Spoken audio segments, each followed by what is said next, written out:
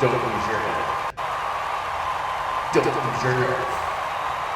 In tonight's main event, in honor of Halloween weekend, we go to Sleepy Hollow, where we are going to take on one of the greatest heels in the history of American literature, the Headless Horseman.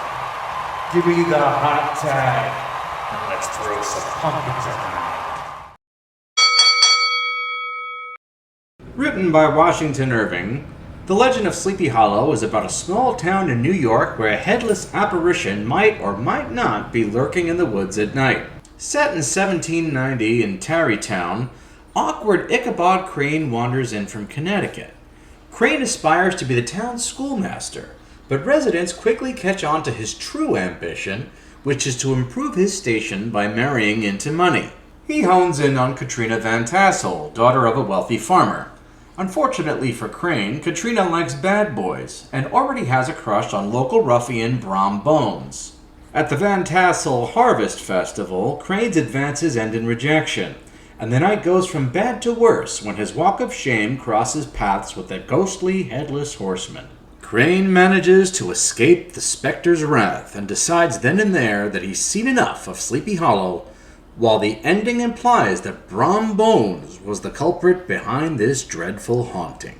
When people think of this story, the first movie that usually comes to mind is the one Tim Burton regurgitated in 1999. It was Burton by the numbers, between the themes and visuals, Johnny Depp, and a whole bunch of noise from Danny Elfman in the soundtrack, featuring hits like La la la la la la la bom bom bom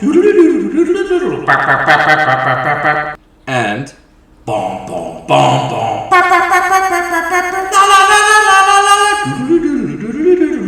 and who could forget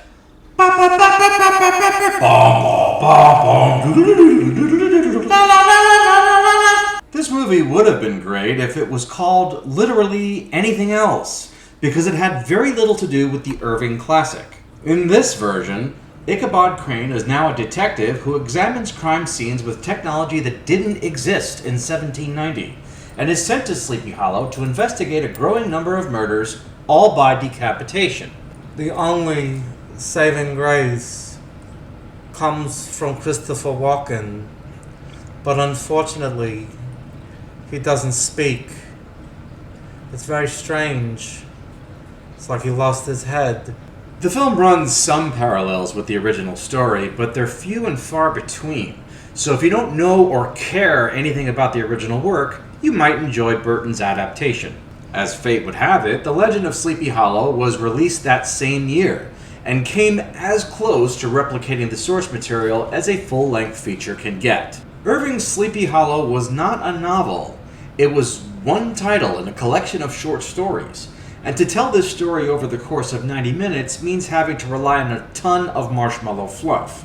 As a result, this lesser-known adaptation can drag at times, and to be perfectly honest, it didn't have a strong cast of performers. So, this movie is too long. Burton's was written by people who didn't even read the fucking story. Where do we go for a good adaptation? Short answer, Disney.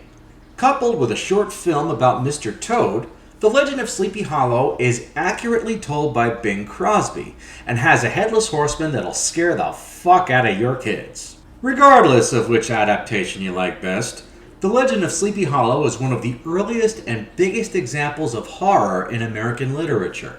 The Headless Horseman deserves his spot amongst classic monsters like Dracula and Frankenstein's creature, which is why I could gladly crown him as the first champion of this season. Actually, I can't crown him at all. He's got no fucking head. We'll just give him the belt and be done with it. Subscription is free. And be sure to share this video and treat yourself to some Lucha Review swag at my Redbubble store.